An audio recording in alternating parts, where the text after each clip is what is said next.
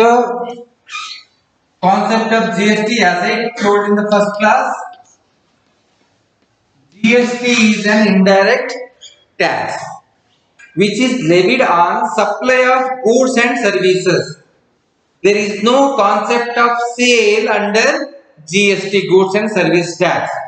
Earlier, under Value Added Tax and Karnataka Sales Tax Act and Central Sales Tax Act, there was a tax on sale of goods and services.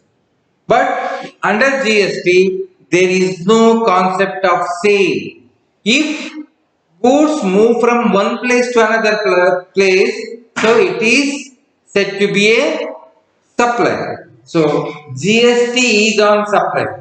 Therefore, goods and service tax means it is an indirect tax which is levied on supply of goods and services uniformly throughout India. There is no any difference in levying the GST throughout India. ಇಂಡಿಯಾದಲ್ಲಿ ಯಾವುದೇ ರೀತಿಯಲ್ಲಿ ಎಲ್ಲಿಯೂ ಸಹ ಅದು difference ಆಗಿರೋದಿಲ್ಲ. Right from Kashmir to Kanyakumari, here Gujarat to Orissa, there is only one tax, that is GST, goods and service tax on goods and service. Very clear? The uniform rate in the throughout India. Throughout Indiaದಲ್ಲಿ ಒಂದೇ uniform rate ಅಲ್ಲಿ ಇರ್ತಕ್ಕಂಥದ್ದು. And it is a comprehensive indirect tax. It is levied on both manufacture, sale and consumption of goods as well as services. So GST is levied on the manufacture, sale and consumption. Earlier, value added tax was on sale. Sales tax was on sale, but GST is on manufacture, sale and consumption. Right from the place of manufacture till it reaches to ultimate consumer, there is only one tax on goods and services, that is goods and service tax. ಅದಕ್ಕೆ GST ಅಂದ್ರೆ ಒಂದು ವಸ್ತು manufacture ಆಗೋದ್ರಿಂದ ಪ್ರಾರಂಭಗೊಂಡು ಅದು ultimate consumer ಅವರಿಗೆ ತಲುಪುವವರೆಗೆ ಇರ್ತಕ್ಕಂಥ ಒಂದೇ tax ಅಂತ ಹೇಳಿದ್ರೆ ಅದು GST. Very clear? ಬೇರೆ ಯಾವ ಟ್ಯಾಕ್ಸ್ ಇಲ್ಲ. But earlier, before introduction of the GST, on manufacture there was excise duty. Then on sale there was value added tax and CST. Very clear? So ಹಾಗೆ ತುಂಬಾ taxes ಮೊದಲಿತ್ತು.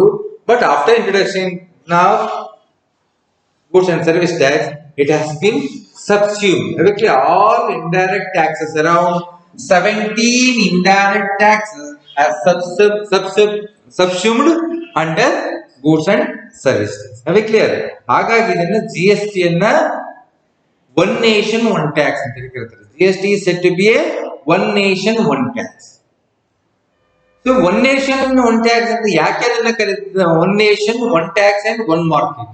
ಯಾಕೆ one nation one tax one market ಅಂತ ಕರೀತಾರೆ ಅಂತ ಹೇಳಿದ್ರೆ, ಮೊದಲು value added tax ಇದ್ದಾಗ ಕರ್ನಾಟಕದಲ್ಲಿ ಒಂದು rate of value added tax ಇದ್ರೆ ತಮಿಳುನಾಡಿನಲ್ಲಿ ಬೇರೆ ಇರ್ತಾ ಇತ್ತು, ಕೇರಳದಲ್ಲಿ ಬೇರೆ ಇರ್ತಾ ಇತ್ತು, ಮಹಾರಾಷ್ಟ್ರದಲ್ಲಿ ಬೇರೆ ಇರ್ತಾ ಇತ್ತು. ಸೊ ಹಾಗಾಗಿ ಈಗಲೂ ಸಹ ನೋಡಿ, ಪೆಟ್ರೋಲ್ ಡೀಸೆಲ್ ಮೇಲೆ ವ್ಯಾಲ್ಯೂ ಆಡೆಡ್ ಟ್ಯಾಕ್ಸ್ ಇದೆ. ಸೊ ಈ ಮಟ್ ಐ ನೋಟಿಸ್ ದಟ್ ಈಗ ಮ್ಯಾಂಗ್ಳೂರ್ನಲ್ಲಿ ಪೆಟ್ರೋಲ್ ಹಾಕ್ಸಿದ್ರೆ ಒಂದು ರೇಟ್ ಇರುತ್ತೆ, ಅದೇ ಸಕಲೇಶ್ವರಕ್ಕೆ ಹೋಗಿ the rate of petrol is different. Clear? But okay, ಅದು ಟ್ರಾನ್ಸ್ಪೋರ್ಟೇಷನ್ ತಿಳ್ಕೊಳ್ಳೋ. ಈಗ ಮೆಜಾರಿಟಿ ಏನ್ ಮಾಡ್ತಾರೆ ಅಂದ್ರೆ, ಅಕಸ್ಮಾತ್ ಆ ಕಡೆ ಉಳ್ಳಾಲ ಆ ಕಡೆ ಹೋಯ್ತು ಅಂತ ಹೇಳಿದ್ರೆ ಒಂದ್ ಸ್ವಲ್ಪ ಕೇರಳಕ್ಕೆ ಹೋಗಿ ಪೆಟ್ರೋಲ್ ತುಂಬಿಸ್ಕೊಂಡ್ ಬರುವಂತ ಅಲ್ವಾ? ನೋಡಿರ್ತಾನೆ. ಯಾಕೆ ಅಂತ ಹೇಳಿದ್ರೆ ಅಲ್ಲಿ ವ್ಯಾಲ್ಯೂ ಆಡೆಡ್ ಟ್ಯಾಕ್ಸಸ್ ಕಡಿಮೆ ಇದೆ. ನೀವು ಅಕಸ್ಮಾತ್ ಈಚೆ ನೀವು ಬೆಳಗಾವಿ ಪೂನಾ ಹೈವೇಲಿ ಹೋದ್ರೆ, ಬ್ಯಾಂಗ್ಳೂರ್ ಟು ಪೂನಾ ಹೈವೇಲಿ ಹೋದ್ರೆ ನಿಮ್ಗೆ ಅಲ್ಲಿ ಬೆಳಗಾವಿ ಆದ ನಂತರ ಅಲ್ಲಿ ಬಾರ್ಡರ್ ಬಂದ ತಕ್ಷಣನೇ ಬೋರ್ಡ್ ಆಗಿರ್ತಾರೆ. So compare to Maharashtra, here the petrol rate is very low. Petrol diesel rate ಇಲ್ಲೇ ತುಂಬಿಸ್ಕೊಂಡು ಹೋಗಿ ಅಂತ ದೊಡ್ಡ ದೊಡ್ಡ ಪೆಟ್ರೋಲ್ ಬಂಕ್ ಮುಂದೆ ಬೋರ್ಡ್ ಹಾಕಿರ್ತಾರೆ. ಯಾಕಂದ್ರೆ ಮಹಾರಾಷ್ಟ್ರಕ್ಕೂ ಕರ್ನಾಟಕ ಕಂಪೇರ್ ಮಾಡಿದ್ರೆ ವ್ಯಾಲ್ಯೂ ಆಡೆಡ್ ಟ್ಯಾಕ್ಸ್ ವ್ಯತ್ಯಾಸ ಇದೆ. ಕ್ಲಿಯರ್? ಸೊ ಹಾಗಾಗಿ ಮತ್ತೆ ರಿಜಿಸ್ಟ್ರೇಷನ್ ಪ್ರೊಸೀಜರ್ ವಾಸ್ ಡಿಫರೆಂಟ್. ಇಲ್ಲಿ ವ್ಯಾಟ್ ರಿಜಿಸ್ಟ್ರೇಷನ್ ಪ್ರೊಸೀಜರ್ ಇಲ್ಲೇ ಬೇರೆ ಇತ್ತು, ಮಹಾರಾಷ್ಟ್ರದಲ್ಲೇ ಬೇರೆ ಇತ್ತು, ತಮಿಳುನಾಡಿನಲ್ಲೇ ಬೇರೆ ಇತ್ತು. ಹಾಗೆ ರಿಜಿಸ್ಟ್ರೇಷನ್ ಪ್ರೊಸೀಜರ್ ಇರ್ಬೋದು, ರೇಟ್ ಆಫ್ ಟ್ಯಾಕ್ಸಸ್ ಇರ್ಬೋದು, ಇದೆಲ್ಲವೂ ಸಹ ಡಿಫರೆನ್ಸ್ ಇತ್ತು. ಹಾಗಾಗಿ ಅದೆಲ್ಲದರಲ್ಲಿ GST ಇರೋದ್ರಿಂದ ಇದೆಲ್ಲ ರಿಜಿಸ್ಟ್ರೇಷನ್ ಪ್ರೊಸೀಜರ್ ಇರ್ಬೋದು ಮತ್ತೆ ಟ್ಯಾಕ್ಸ್ ಇರ್ಬೋದು ಒಂದೇ ಆದ್ರಿಂದ ಇದನ್ನ ಯೂನಿಫಾರ್ಮ್ ಟ್ಯಾಕ್ಸ್ ಅಂತ ಹೇಳಿ ಕರಿತೇವೆ, ಮತ್ತೆ ಒನ್ ನೇಷನ್ ಒನ್ ಟ್ಯಾಕ್ಸ್ ಅಂತ ಹೇಳಿ ಕರಿತೇವೆ.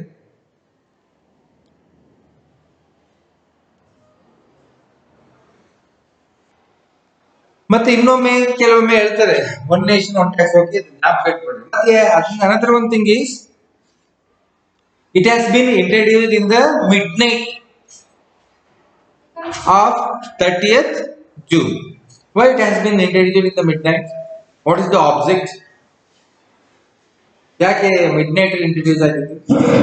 ನಮ್ಮನ್ನ ಕೇಳಿದ್ರೆ ಯಾರೆಲ್ಲ ನೋಡಿದ್ರಿ GST ಇಂಟ್ರೊಡ್ಯೂಸ್ ಆಗಿದ್ದು ಅಂತ ಹೇಳಿ ಕೇಳಿದ್ರೆ, ಬಟ್ ಯಾರು ಸಹ ಅದ್ರ ಬಗ್ಗೆ ಇದು ಮಾಡ್ಲಿಲ್ಲ. ಯಾಕೆ?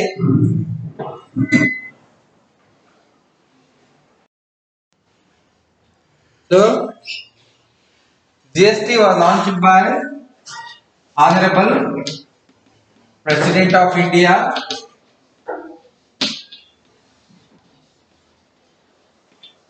Pranab Mukherjee and the Prime Minister Narendra Modi jointly launched the GST. Very clear? Both the persons launched GST by pressing the buzzer. Very clear? ನೀವು ನೋಡ್ತಿರಲ್ಲ ರಿಯಾಲಿಟಿ ಶೋ ನಲ್ಲಿ ಬಜರ್ ಇರ್ತದಲ್ಲ ಅಲ್ವಾ, ಸೊ ಆ ಬಜರ್ ನ ಒತ್ತೋದ್ರ ಮುಖಾಂತರ ಇಬ್ರು ಸಹ ಅದನ್ನು ಲಾಂಚ್ ಮಾಡಿದ್ರು. ಸೊ ಅಟ್ ದಟ್ ಟೈಮ್ ಎಲ್ಲ ಎಕ್ಸ್ ಪ್ರೈಮ್ ಮಿನಿಸ್ಟರ್ಸ್ ನೆಲ್ಲರೂ ಸಹ ಅವ್ರು ಇನ್ವೈಟ್ ಮಾಡಿದ್ರು. And it was launched in central hall, parliament central hall. Very clear? Central hall ನಲ್ಲೇ ಲಾಂಚ್ ಆಯ್ತು. ಯಾಕೆ ಪ್ರಣಬ್ ಮುಖರ್ಜಿ ನರೇಂದ್ರ ಮೋದಿ ಇಬ್ರು ಸಹ ಜಾಯಿಂಟ್ ಆಗಿ ಲಾಂಚ್ ಮಾಡಿದಂತ ಹೇಳಿದ್ರೆ, GST is the brain child of Pranab Mukherjee. So GST ನ ತರಲೇಬೇಕು ಅಂತ ಹೇಳಿ ಹಠ ಕಟ್ಟಂತಿದ್ದರು ಪ್ರಣಬ್ ಮುಖರ್ಜಿ.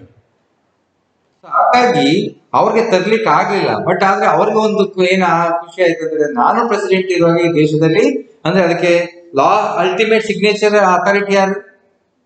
ಯಾವುದೇ ಒಂದು ಆಕ್ಟಿಗೆ president of India. Very clear? So ಹಾಗಾಗಿ ಅವರು ಸಿಗ್ನೇಚರ್ ಮಾಡಿದ್ರು ಅನ್ನುವಂಥದ್ದು. So on 8th September 2016 it has been signed by the President of India. Very clear? So ಹಾಗಾಗಿ ಅವರ ಬ್ರೈನ್ ಚೈಲ್ಡ್ ಆದ್ರಿಂದ ಪ್ರಣಬ್ ಮುಖರ್ಜಿ ಮತ್ತೆ ನರೇಂದ್ರ ಮೋದಿ ಇಬ್ರು ಸಹ ಸೇರಿ ಪಾರ್ಲಿಮೆಂಟ್ ಸೆಂಟ್ರಲ್ ಹಾಲ್ ಅಲ್ಲಿ ಅದು ಲಾಂಚ್ ಆಯ್ತು. ಈ ಯಾಕೆ ಮಿಡ್ ನೈಟ್ ಲಾಂಚ್ ಆಯ್ತು ಅಂತ ಹೇಳಿದ್ರೆ, Y? So India got independence in the midnight. Very clear? In 1947, India got independence only for citizens. Very clear? Only the citizens can move from one state to another state, one place to another place in India. Very clear? Any Indian citizen can travel or move from Kashmir to Kanyakumari without any disruption. Very clear? So ಅದು 1947 ಅಲ್ಲಿ ಬಂತು, but not for goods. ಗೂಡ್ಸ್ಗೆ independence ಇರಲಿಲ್ಲ. Goods ಸ್ವತಂತ್ರವಾಗಿ ಒಂದು state ಇಂದ ಇನ್ನೊಂದು ಸ್ಟೇಟ್ಗೆ ಮೂವ್ ಆಗ್ಲಿಕ್ಕೆ ಇರಲಿಲ್ಲ. So you might have notice that so earlier before introduction of GST toll gate ಇತ್ತು. ನೀವು ಕೇರಳಕ್ಕೆ ಹೋಗುವಾಗ ಟೋಲ್ ಗೇಟ್ ಇತ್ತು ಬೇರೆ ಬೇರೆ ಸ್ಟೇಟ್ಗೆ. ಆ ಟೋಲ್ ಗೇಟ್ ನಲ್ಲಿ ಲಾರಿಗಳು ಕ್ಯೂ ನಿಂತ್ಕೊಳ್ತಾ ಇದೆ. ಆ ಬಾರ್ಡರ್ಸ್ ನಲ್ಲಿ ನೋಡಿದೀರಾ?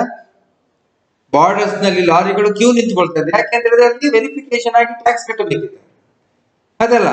ಹಾಗಾಗಿ ಒಂದೇ ಟೋಲ್ ಗೇಟ್ ನಲ್ಲಿ ಕೆಲವು ದಿವಸ 2 ದಿವಸ 3 ದಿವಸ ಎಲ್ಲ ಲಾರಿಗಳು ನಿಂತ್ಕೊಳ್ತಾ ಇದೆ. ಸೊ ಆದ್ರೆ ಆ ವೇಟಿಂಗ್ ಟೈಮ್ ಜಾಸ್ತಿ ಆಗ್ತದೆ.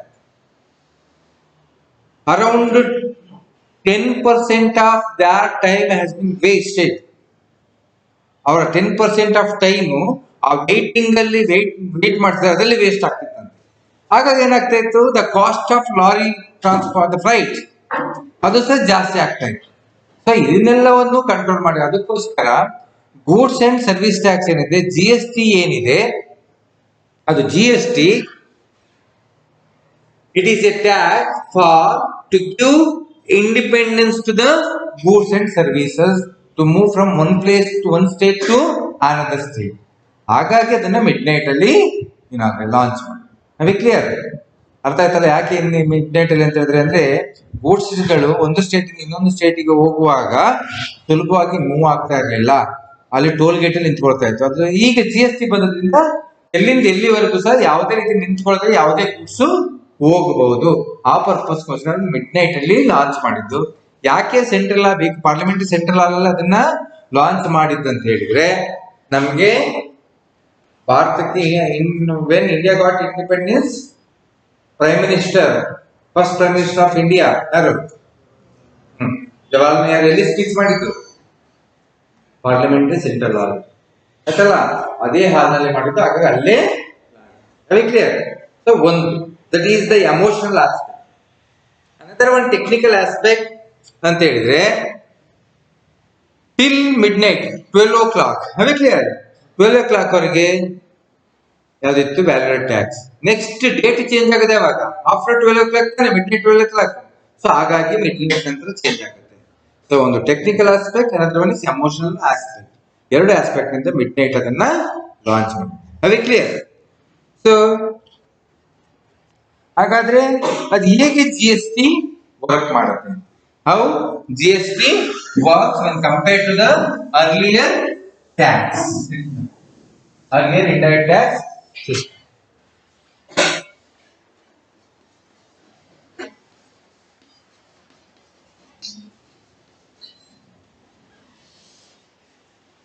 How GST works?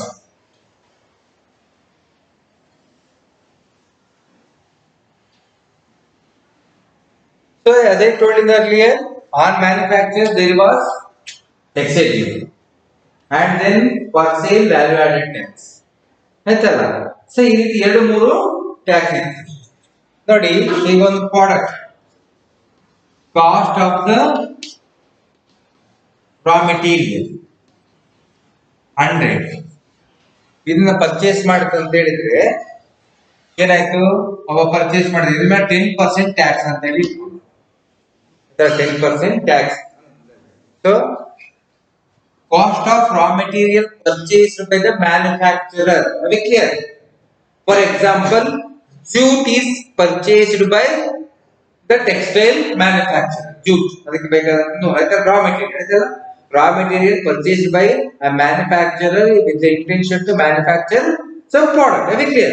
So 100 rupees ಗೆ ಪರ್ಚೇಸ್ ಮಾಡಿದಾದ್ರೆ ಅದ್ರ ಮೇಲೆ ಅವನು ಏನ್ ಮಾಡ್ಬೇಕಾಗುತ್ತೆ? ಸೇಲ್ಸ್ ಟ್ಯಾಕ್ಸ್ ಅನ್ನ ಲೆವಿ ಮಾಡ್ಬೇಕಿತ್ತು. ಎಷ್ಟು? 10%. ಎಷ್ಟಾಯ್ತು? 110. Again on manufacture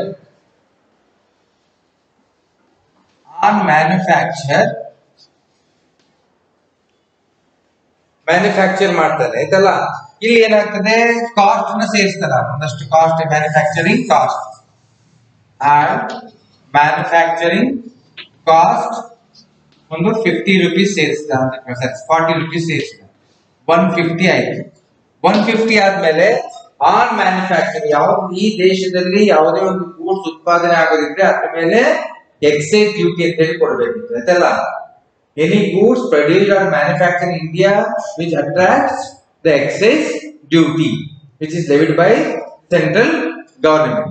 so excise duty again at 10%. Excise duty at 10%. ಎಷ್ಟಾಗ್ತದೆ? 15. Very clear? So ಅಲ್ಲಿಗೆ ಎಷ್ಟಾಯ್ತು? 165. Next plus sales tax. ಅದು ಸೇಲ್ ಆಗ್ತದಲ್ಲ, ಮ್ಯಾನುಫ್ಯಾಕ್ಚರ್ ಇಂದ ಸೇಲ್ ಆಗ್ತದಲ್ಲ. ಸೊ ಸೇಲ್ ಆಗುವಂತ ಸಂದರ್ಭದಲ್ಲಿ ಸೇಲ್ ಆಗೋದ್ರಿಂದ ಏನಾಗುತ್ತೆ? ಸೇಲ್ಸ್ ಟ್ಯಾಕ್ಸ್ ಆಗುತ್ತೆ. ಅದು ಒಂದು 10% ಅಲ್ಲಿ ಅಂದ್ರೆ ಇಟ್ಕೊಳ್ಳಿ.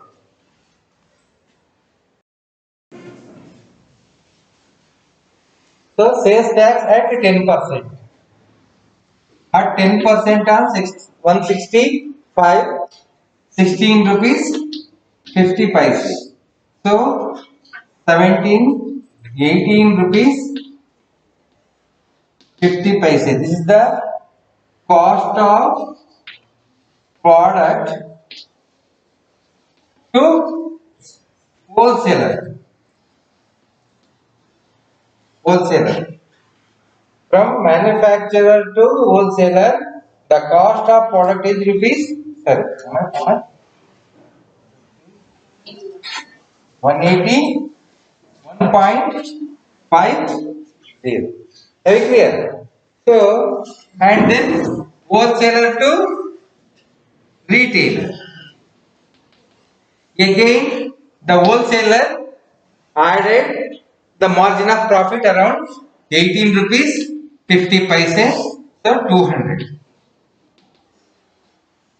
Isn't it? ಅಲ್ವಾ 18 rupees ಅವನ ಮಾರ್ಜಿನ್ ಸೇರಿಸ್ತಾನೆ ಮಾರಾಟ ಮಾಡ್ತಾರ ಇಲ್ಲ ಅಲ್ಲ ಮಾರ್ಜಿನ್ ಸೇರಿಸ್ತಾನಲ್ಲ ಸೊ ಆ 18 rupees 50 paise ಆಡ್ ಮಾಡ್ತಾರೆ ನಮ್ಮ ಅನುಕೂಲಕ್ಕೆ ರೌಂಡ್ ಬರ್ಲಿಕ್ಕೆ ನಾವು ಆಡ್ ಮಾಡ್ತೀವಿ ಸರ್ 18 rupees 50 by 200 ಆಗುತ್ತದೆ ಅಗೇನ್ ಅವನು ಹೋಲ್ಸೇಲ್ ಇಂದ ರಿಟೇಲರ್ ಗೆ ಕೊಡ್ತಾರಲ್ಲ ರಿಟೇಲರ್ ಗೆ ಕೊಡುವಾಗ ಅಗೇನ್ ಸೇಲ್ಸ್ ಟ್ಯಾಕ್ಸ್ ಬರುತ್ತೆ ಹೌದಾನೆ ಹೋಲ್ಸೇಲ್ ಇಂದ ರಿಟೇಲರ್ ಹೋಗೋ again sales tax at 10% 20 so 220 again on the 10 rupees profit add ಮಾಡ್ತಾನೆ ಒಲ್ ರಿಟೇಲರ್ ಅಲ್ವಾ so 230 ಆಗುತ್ತೆ then retailer to consumer ಆಡುವಾಗ ಏನಾಗುತ್ತೆ ಸೇಲ್ಸ್ ಟ್ಯಾಕ್ಸ್ at 10% ಎಷ್ಟಾಗ್ತದೆ 23 so 253 rupees ಅಲ್ಟಿಮೇಟ್ ಕನ್ಸ್ಯೂಮರ್ ಗೆ ಎಷ್ಟಾಗುತ್ತೆ 253 rupees ನೋಡಿ manufacturer purchased a raw material for the cost of rupees 10 on that he has to pay sales tax at 10% rupees 10 the cost to the manufacturer is 110 and he added the manufacturing cost of rupees 40 to that the total cost of the manufacturer after manufacturing a product is 150 on that he has to pay excise duty at 10% rupees 50 and then at the time of sale of such goods from manufacturer to wholesaler he has to pay sales tax at 10% that is 16 rupees 50 paise so to the wholesaler the cost of the product after adding excise duty and sales tax that is at 181 rupees 50 paise isn't it then the wholesaler added some margin of profit at rupees 18 rupees 50 paise and total cost of total cost of the product at the place of wholesaler is rupees 200 while he is selling such good to the retailer he has to pay 10% of tax that is rupees 20 retailer ಗೆ ಬಂದ ನಂತರ retailer again margin add ಮಾಡಿದ margin add ಮಾಡಿ again ಅದರ ಮೇಲೆ 10% tax 253 rupees ultimate consumer ಗೆ ಎಷ್ಟು ಬಿತ್ತು 253 so total tax paid on this product is 10 15 16 rupees 50 paise 20 rupees then 20 is the total amount 43 53 68 78 84 rupees 50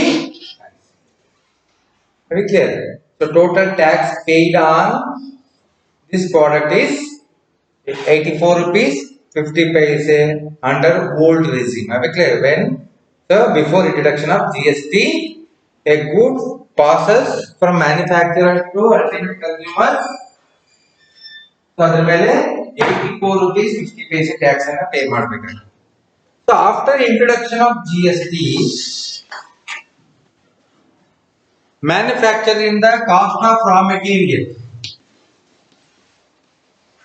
ಅವನು 100 rupees ಪರ್ಚೇಸ್ ಮಾಡಿದ ಅದ್ರ ಮೇಲೆ GST ಇಲ್ಲಿ ಇನ್ನೊಂದು the specialty of GST is while calculating the tax GST the tax should not be included to the cost.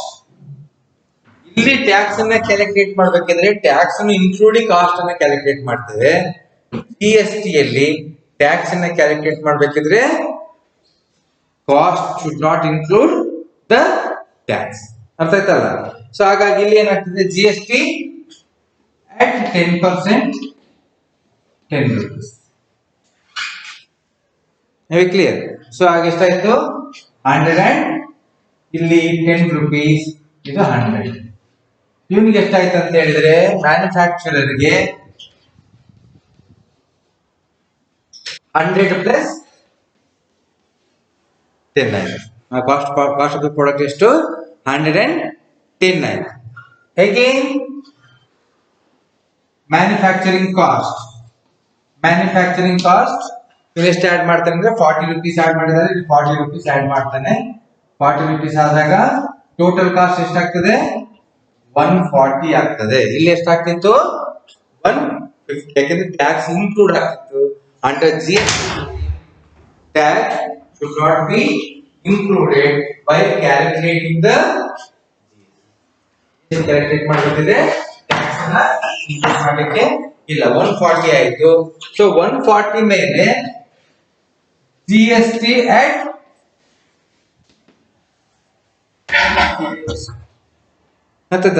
10% ಏನ್ ಮಾಡಿದ್ರೆ ಎಷ್ಟಾಗ್ತದೆ, 14 rupees ಆಗ್ತದೆ. ಆಯ್ತಲ್ಲ, 14 rupees ಆಗತ್ತೆ. ಆದ್ರೆ ಅವನು 14 rupees ಪೇ ಮಾಡುವಾಗ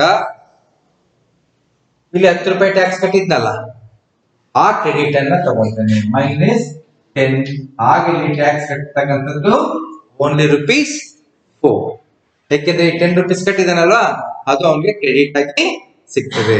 so another one speciality of GST is available of input tax credit. Have you clear? Availability of input tax credit. Avunu, if any dealer paid a tax on inputs, goods and services, that tax will be available as input tax credit on supply of goods and services by the dealer. ಅವನು ಯಾವ್ದ್ರ ಮೇಲೆ input ಮೇಲೆ tax ಕೊಟ್ಟಿದ್ರೆ ಅದು output tax pay ಮಾಡಿದ್ರೆ input tax rate ಆಗಿ ಸಿಗತ್ತೆ. ಹಾಗಾಗಿ ಇವನು ಮ್ಯಾನುಫ್ಯಾಕ್ಚರ್ ಹೋಲ್ಸೇಲರ್ಗೆ ಸೇಲ್ ಮಾಡುವಾಗ ಎಷ್ಟಾಗ್ತದೆ, ಇವನಿಗೆ ಹೋಲ್ಸೇಲರ್ಗೆ ಎಷ್ಟು ಕಾಸ್ಟ್ ಆಗ್ತದೆ, 140 ಪ್ಲಸ್ 14 ಅಂತಾನೆ ಎಷ್ಟಾಗ್ತದೆ, 154 ಆಗುತ್ತೆ. ಆಯ್ತಲ್ಲ, ಮತ್ತೆ ಇವನಿಗೆ ಟ್ಯಾಕ್ಸ್ ಕಟ್ಟೋದು ಎಷ್ಟು, ಇಲ್ಲಿ 4 rupees ಮಾತ್ರ. ಹೇಗೆ ಇವನು ಎಷ್ಟು ಆಡ್ ಮಾಡ್ತಾನೆ, ಹೋಲ್ಸೇಲರ್ ಮಾರ್ಜಿನ್ ಆಫ್ ಪ್ರಾಫಿಟ್ ಎಷ್ಟು, 18 rupees 50 paise ಆಡ್ ಮಾಡ್ತಾನೆ. ಎಷ್ಟಾಗ್ತದೆ, 158 rupees 50 paise ಪ್ಲಸ್ 40. ಅರ್ಥ ಆಯ್ತಲ್ಲ? ಸೊ ಇಲ್ಲಿ ಹೇಗೆ ಹೋಲ್ಸೇಲ್ ಇಂದ ರಿಟೇಲರ್ ಗೆ ಸೇಲ್ ಮಾಡುವಾಗ GST at 10% ಎಷ್ಟಾಗ್ತದೆ, 15.8 15.85. ಅದರಲ್ಲಿ ಅವನು ಕಟ್ಟದ ಎಷ್ಟಿದೆ, ಆಲ್ರೆಡಿ 14 rupees ಕಟ್ಟಿದ್ನಲ್ಲ ಮೇಲೆ, ಅದ್ರ 14 ತಗೊಂಡ್ರೆ ಎಷ್ಟು ಉಳಿತು, 1 rupee 85 paise. ಅಂದ್ರೆ each and every dealer has to pay GST on the value added by them. ಅವ್ರು ಎಷ್ಟು ವ್ಯಾಲ್ಯೂ ಆಡ್ ಮಾಡ್ತಾರೋ ಅದ್ರ ಮೇಲೆ ಮಾತ್ರ ಟ್ಯಾಕ್ಸ್ ಪೇ ಮಾಡಿ. ಇವನು 40 rupees ಆಡ್ ಮಾಡಿದ ತಾನೆ, ಹಾಗೆ ಎಷ್ಟು ಟ್ಯಾಕ್ಸ್ ಪೇ ಮಾಡ್ಬೇಕಾಗಿರೋದು, ಏನು 4. ಇವನು 18 rupees 50 paise ಆಡ್ ಮಾಡಿದ ತಾನೆ, ಹಾಗೆ ಅದ್ರ ಮೇಲೆ 1 rupee 85 paise. ಅರ್ಥ ಆಯ್ತಲ್ಲ? ಸೊ ಹಾಗಾಗಿ ಸೊ ಇಲ್ಲಿ ಆಡ್ ಮಾಡ್ತಾನೆ. ಸೊ ರಿಟೇಲರ್ಗೆ ಎಷ್ಟು ಬರ್ತದೆ, ರಿಟೇಲರ್ಗೆ ಇದು ಕಾಸ್ಟ್ ಎಷ್ಟಕ್ಕೆ, ರಿಟೇಲರ್ಗೆ 158.50 ಪ್ಲಸ್ 15.85 ಎಷ್ಟಾಗುತ್ತೆ ಕಾಸ್ಟ್ ಆಗುತ್ತೆ. ಅರ್ಥ ಆಯ್ತಲ್ಲ? ನೆಕ್ಸ್ಟ್ ಇವನು ಎಷ್ಟು ರೂಪಾಯಿ ಆಡ್ ಮಾಡ್ತಾನೆ, ರಿಟೇಲರು 10 rupees ಪ್ರಾಫಿಟ್ ನ ಆಡ್, ಪ್ರಾಫಿಟ್ at 10 rupees ಎಷ್ಟಾಗ್ತದೆ, ಪ್ರಾಫಿಟ್ 10 rupees ಆಡ್ ಮಾಡಿದ್ರೆ 168.50 add GST at 10%. ಎಷ್ಟಾಗ್ತದೆ 16.85 GST. ಅರ್ಥ ಆಯ್ತಲ್ಲ? ಅದು ಇಲ್ಲೇ ಬರ್ಕೊಳ್ಬಹುದು. 16.5 ಅಲ್ಟಿಮೇಟ್ ಕನ್ಸ್ಯೂಮರ್ ತಾನೆ ಅವನು.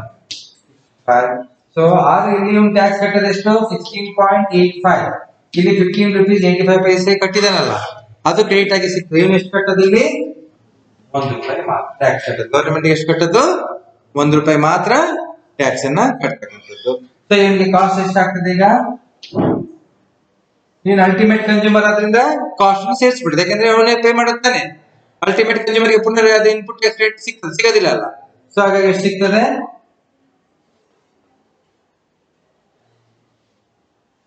184.35. ಎಷ್ಟಾಗತ್ತೆ? 184.35 ಆಯ್ತಲ್ಲ? ಸೊ ಅಲ್ಲಿಗೆ ಟೋಟಲ್ ಟ್ಯಾಕ್ಸ್ ಎಷ್ಟು ಪೇ ಮಾಡಿದ್ದು? 14, 1585, 1680. ಸೊ ಇಲ್ಲಿ ಎಷ್ಟು? ಓಲ್ಡ್ ರೆಜಿಮಲ್ ಎಷ್ಟು? 84 ಅಂದ್ರೆ 253 rupees ಇದ್ದಂತ ಪ್ರಾಡಕ್ಟ್, ಇದು ಪ್ರೈಸ್ ಪ್ರಾಡಕ್ಟ್ ಕಾಸ್ಟ್ ಇಲ್ಲಿ ಎಷ್ಟಿಗೆ ಬಂತು? 184 rupees 35. ಯಾಕೆ ಇಷ್ಟು ಡಿಫರೆನ್ಸ್ ಆಯ್ತು?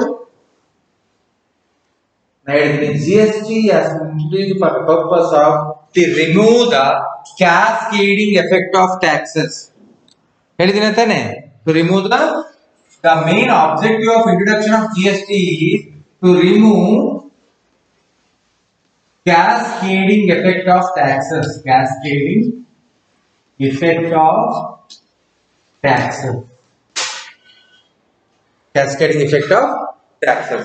So cascading effect of taxes ಅಂತ ಹೇಳಿದ್ರೆ, cascading effect ಅಂದ್ರೆ ಬಿದ್ದದ್ರ ಮೇಲೆನೆ ಬೀಳ್ತಾರೆ, ಟ್ಯಾಕ್ಸ್ ಆನ್ ಟ್ಯಾಕ್ಸ್. ಇಲ್ಲಿ ಏನಂತ, ಯಾಕೆ ಇಲ್ಲಿ ಜಾಸ್ತಿ ಆಗ್ತದೆ ಅಂತ ಹೇಳಿದ್ರೆ, ಇಲ್ಲಿ 10 rupees ಟ್ಯಾಕ್ಸ್ ಇರ್ತಾನೆ, ಇದನ್ನು ಸೇರಿಸಿ ನಾವಿಲ್ಲಿ ಟ್ಯಾಕ್ಸ್ ಅನ್ನ ಪೇ ಮಾಡ್ತೀವಿ, ಹೌದಲ್ವಾ? ಆಮೇಲೆ ಪುನಃ ಇಲ್ಲಿ ಇದನ್ನು ಸೇರಿಸಿ ಪುನಃ ಟ್ಯಾಕ್ಸ್ ಆಡ್ ಮಾಡ್ತೀವಿ. ಇಲ್ಲಿ ಏನಂತ ಹೇಳಿದ್ರೆ, ಟ್ಯಾಕ್ಸಿನ ಮೇಲೆ ಟ್ಯಾಕ್ಸ್ ಇಲ್ಲಿ ಎಲ್ಲರೂ ಬೀಳತ್ತಾ? ಇಲ್ಲ ತಾನೆ? ಎಲ್ಲಿ ಅದರೊಟ್ಟಿಗೆ ಟ್ಯಾಕ್ಸ್ ಕ್ಯಾಲ್ಕುಲೇಟ್ ನೋಡಿ, ಇಲ್ಲಿಯೂ ಸಹ ಆಡ್ ಮಾಡೋದು ಸಪರೇಟ್ ಆಗಿ ಇಟ್ಟೋದ್ರಿಂದ ಟ್ಯಾಕ್ಸ್ ಮೇಲೆ ಟ್ಯಾಕ್ಸ್ ಇದರಲ್ಲಿ ಲೆವಿ ಆಗೋದಿಲ್ಲ. ಹಾಗಾಗಿ ಕ್ಯಾಸ್ಕೇಡಿಂಗ್ ಎಫೆಕ್ಟ್ ಅಂತಂದ್ರೆ ಜಲಪಾತಿ ಪರಿಣಾಮ ಅಂತ ಹೇಳಿ ಕರೀತಾರೆ. Cascading effect of tax. ಇವಾಗ ನೀರು ಬೀಳ್ತಾ ಇರ್ತದೆ, ಇವಾಗ ಅಲ್ಲಿ ಬಿಲ್ಡಿಂಗ್ ನೀರು ಬೀಳ್ತಿರ್ತಾನೆ, ನೀರು ಬಿದ್ದಲ್ಲಿ ಬಿದ್ದು ಏನಾಗ್ತದೆ? ಹೊಂಟಾಗ್ತದಲ್ಲ. ಸೊ ಅದನ್ನ ಕ್ಯಾಸ್ಕೇಡಿಂಗ್ ಅಂದ್ರೆ ಬಿದ್ದಲ್ಲೇ ಬಿದ್ದಾಗ ಏನಾಗ್ತದೆ?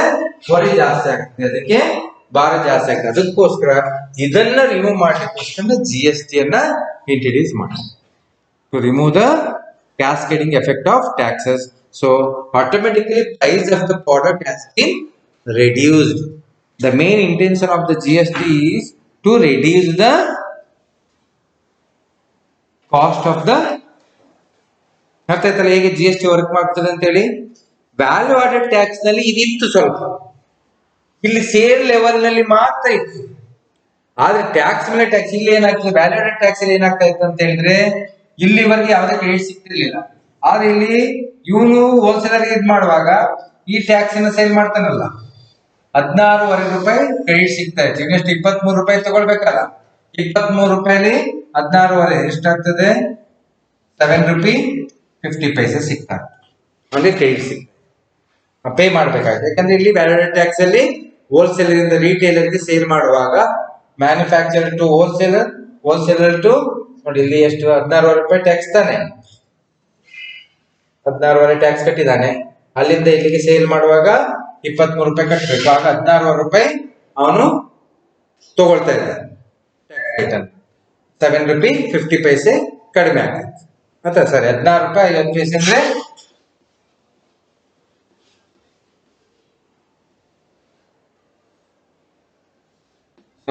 ಅಷ್ಟು ಕಡಿಮೆ.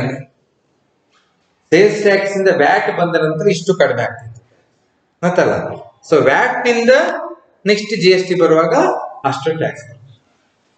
ಅದಕ್ಕೆ ಹೇಗೆ GST ವರ್ಕ್ ಮಾಡುತ್ತೆ ಅಂತ ಗೊತ್ತಾಯ್ತಲ್ವಾ? ಅಂದ್ರೆ ಟ್ಯಾಕ್ಸ್ ಮೇಲೆ ಟ್ಯಾಕ್ಸ್ ಅನ್ನ ಲೆವಿ ಮಾಡ್ತಕ್ಕಂಥದ್ದನ್ನ ಕಡಿಮೆ ಮಾಡ್ತದೆ. ಅದಕ್ಕೋಸ್ಕರ GST ಇಂಪಾರ್ಟೆನ್ಸ್ ಇರ್ತಕ್ಕಂಥದ್ದು. ಯಾಕೆ? ಇನ್ಪುಟ್ ಟ್ಯಾಕ್ಸ್ ಕ್ರೆಡಿಟ್ ಸಿಗ್ತಕ್ಕಂಥ.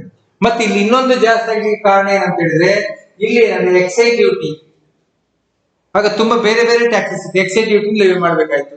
ಆಮೇಲೆ ಇಲ್ಲಿ ಮಧ್ಯದಲ್ಲಿ ಅಕಸ್ಮಾತ್ ಇಂಟರ್ ಸ್ಟೇಟ್ ಆಗಿದ್ರೆ ಅಲ್ಲಿ ಪುನಃ CST ಬೇರೆ ಬರ್ತಿದ್ವಿ 2%. ಅಥವಾ ಮ್ಯಾನುಫ್ಯಾಕ್ಚರರ್ ಹೋಲ್ಸೇಲರ್ ಬೇರೆ ಬೇರೆ ಸ್ಟೇಟ್ನರ್ ಆಗಿದ್ರೆ ಪುನಃ CST ಸಹ ಲೆವಿ ಮಾಡ್ಬೇಕು, ಸೆಂಟ್ರಲ್ ಸೇಲ್ಸ್ ಟ್ಯಾಕ್ಸ್ 2% ಸಹ ಕೊಡಬೇಕಾಗಿತ್ತು. ಹಾಗಾಗಿ ಓಲ್ಡ್ ರೆಜಿಮ್ ನಲ್ಲಿ ಅದರ ಕಾಸ್ಟ್ ಏನಾಗ್ತಾ ಇತ್ತು, ಜಾಸ್ತಿ ಆಗ್ತಾ ಇತ್ತು. ಈಗ new regime after introduction of GST, the total amount of tax payable on the goods and services has been drastically reduced. Drastically reduce ಅಂತ ಹೇಳಿದ್ರೆ ಇಷ್ಟು ಕಡಿಮೆ ಆಗುತ್ತೆ. ಆಟೋಮೆಟಿಕಲಿ ಕಾಸ್ಟ್ ಸಹ ಕಡಿಮೆ ಆಗುತ್ತೆ. ಸೊ ನಮ್ಗೆಲ್ಲ ಕೆಲವೊಮ್ಮೆ ಅನಿಸ್ಬೋದು, ಆದ್ರೆ ಇಲ್ಲಿ ಕಾಸ್ಟ್ ಕಡಿಮೆ ಆಗ್ಲಿಲ್ಲ ಸರ್ ರೇಟು ಅಂತ ಅಲ್ವಾ, ರೇಟ್ ಕಡಿಮೆ ಆಗ್ಲಿಲ್ಲ ಸರ್ ಅಂತ ಹೇಳಿ. ರೇಟ್ ಕಡಿಮೆ ಆಗ್ಲಿಲ್ಲ ಅಂತ ಹೇಳಿದ್ರೆ ಇಲ್ಲಿ ಜಾಸ್ತಿ ಆಗಿದೆ. ನನ್ನ ಸ್ಯಾಲ್ರಿ ಫಾರ್ ಎಕ್ಸಾಂಪಲ್ ಹೇಳೋದು 2017 ಜೂನ್ ನಲ್ಲಿ ನನಗೆ ಸ್ಯಾಲ್ರಿ ಇದ್ದದ್ದು 68,000 ಆಯ್ತಾ. ಈಗ ಅಟ್ ಪ್ರೆಸೆಂಟ್ ನನಗೆ ಸ್ಯಾಲ್ರಿ ಇರ್ತಕ್ಕಂಥದ್ದು 1,03,000. ಕ್ಲಿಯರ್ ಆಯ್ತಲ್ಲ. ಸೊ ಎಷ್ಟು ಜಾಸ್ತಿ ಆಯ್ತು, ಅರೌಂಡ್ 35,000 ಜಾಸ್ತಿ ಆಯ್ತಲ್ಲ. ಸೊ 2017 ನಲ್ಲಿ ಸಕ್ಕರೆ ಎಷ್ಟಿತ್ತು, ಎಷ್ಟು ರೂಪಾಯಿ ಆಯ್ತು?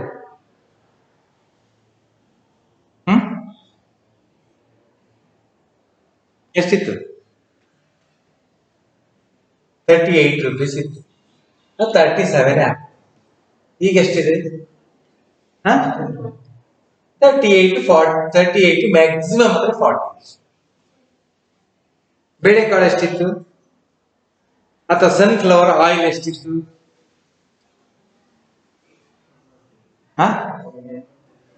90 ರೂಪಾಯಿ ಇತ್ತು. ಈಗ ಎಷ್ಟಾಗಿದೆ? 120. ಆಗ ಇದು ಸನ್ಫ್ಲವರ್ ಆಗ ಜಾಸ್ತಿ ಇತ್ತು. ಸನ್ಫ್ಲವರ್ ತಾನೆ, ಸನ್ಫ್ಲವರ್ ಆಗ 90 ಬರ್ತಿರ್ಲಿಲ್ಲ. ಈ ರುಚಿ ಗೋಲ್ಡ್ ಅವೆಲ್ಲ ಪಾಮ್ ಆಯಿಲ್ ಅವೆಲ್ಲ ಆದ್ರೆ 90 ರೂಪೀಸ್ ಸಿಗ್ತಾ ಇದೆ, 88-90. ಸನ್ಫ್ಲವರ್ಗೂ ಬೇರೆ ಜಾಸ್ತಿ ಇದೆ. ಇವಾಗ ಬೇರೆ ಆಯಿಲ್ ಎಷ್ಟಿದೆ? 101, 102 ಇದೆ ಪಾಮ್ ಆಯಿಲ್. ಬಟ್ ಸನ್ಫ್ಲವರ್ ಮಾತ್ರ ಎಷ್ಟಿರುತ್ತೋ 118 ರೂಪೀಸ್ ಇದೆ. 118 ರೂಪೀಸ್ MRP ಅದ್ರ ಮೇಲೆ ಇರ್ತಕ್ಕಂಥ 120 ಏನೇ ಇದೆ ಅಲ್ವಾ. ಎಷ್ಟು ಜಾಸ್ತಿ ಆಯ್ತು?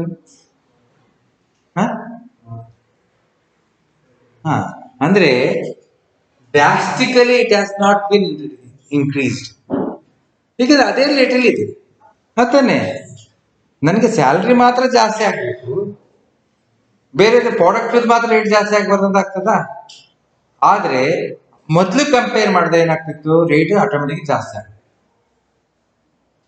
ಗೊತ್ತಾಯ್ತಲ್ಲ. ಹಾಗೇನಾಗ್ತದೆ, ಆಟೋಮೆಟಿಕಲಿ ರೇಟ್ ಜಾಸ್ತಿ. ಇವಾಗ GST ಬರ್ಲಿಲ್ಲ ಅಂತ ಹೇಳಿದ್ರೆ ನೀವು ನಂಬ್ತಿರೋ ಬಿಡ್ತಿರೋ, ಇದೇ ಸನ್ಫ್ಲವರ್ ಆಯಿಲ್ ಏನ್ 120 ರೂಪೀಸ್ ಸಿಗ್ತದೆ, ಅದು 150 ರೂಪೀಸ್ ಆಗ್ತಿತ್ತು. ಯಾಕೆಂದ್ರೆ ಈ ಕೋವಿಡ್ ನಿಂದ ಟೋಟಲಿ ಲಾಸ್. ಅವನಿಗೆ ಮ್ಯಾನುಫ್ಯಾಕ್ಚರಿಂಗ್ ಎಷ್ಟು ಲಾಸ್ ಆಗ್ತದೆ, ಅವನಿಗೆ ಧರ್ಮಕ್ಕೆ ಸಂಬಳ ಕೊಟ್ಟಿದ್ದಾನೆ, ಧರ್ಮಕ್ಕೆ ಬಡ್ಡಿ ಕಟ್ಟಿದ್ದಾನೆ ಬ್ಯಾಂಕಿಗೆ. ಆಗ ಒಬ್ಬ ಮ್ಯಾನುಫ್ಯಾಕ್ಚರರ್, ಅವನಲ್ಲಿ ಎಂಪ್ಲಾಯೀಸ್ ಇದ್ರು, ಅವ್ರಿಗೆ ಅಟ್ಲೀಸ್ಟ್ 50% ಅಂತ ಸಂಬಳ ಕೊಟ್ಟಿದ್ದಾನೆ. ಮತ್ತೆ 5 ತಿಂಗಳು 6 ತಿಂಗಳು ಅವನಲ್ಲಿ ಇರ್ತಕ್ಕಂಥ ಮೆಷಿನರಿ ಇಲ್ಲಿ ಉಪಯೋಗ ಆಗಲಿಲ್ಲ ಅಂತ ನಮ್ಮ ಕತೆ ಏನಾಗ್ಬೇಕು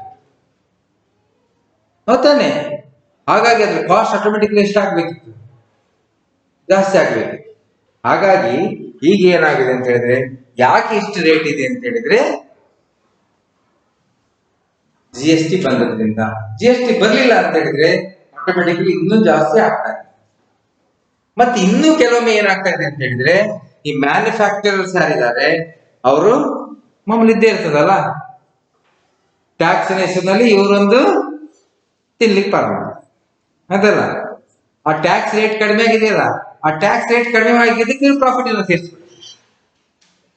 ಮೊದಲು ಬಹುಶಃ ನೀವು ಮಸಾಲೆ ದೋಸೆ ನೋಡಿರ್ಬೋದು, ಮೊದಲು 18% GST ಇಂಟ್ರೊಡ್ಯೂಸ್ ಮಾಡಿ ನಾನು ಹೋಟೆಲ್ಸ್ ಮೇಲೆ. 18% ಇದ್ದಾಗ ಸ್ಟಾರ್ ಹೋಟೆಲ್ಗಳಲ್ಲಿ 100 ರೂಪಾಯಿ ಇತ್ತು ಮಸಾಲೆ ದೋಸೆ ಆಯ್ತಲ್ಲ. ಅದೇ ಮಸಾಲೆ ದೋಸೆ 18 ರುಪೀಸ್ 5%ಗೆ ಪುನಃ GST ಕಡಿಮೆ ಮಾಡಿದ್ರು. ಆವಾಗ ಎಷ್ಟು ಅಂತ ಹೇಳಿದ್ರೆ ಆಗ್ಲೂ ಸಹ 100 ರುಪೀಸ್ ಅವ್ನು ಕಡಿಮೆ ಮಾಡ್ಲೇ ಇಲ್ಲ, ಅವ್ನು ಬೇರೆ ಕಾಸ್ಟ್ ಎಲ್ಲ ಜಾಸ್ತಿ ತೋರಿಸಿದ್ರು. ಅಂದ್ರೆ ಅದು ಎಕ್ಸಾಂಪಲ್.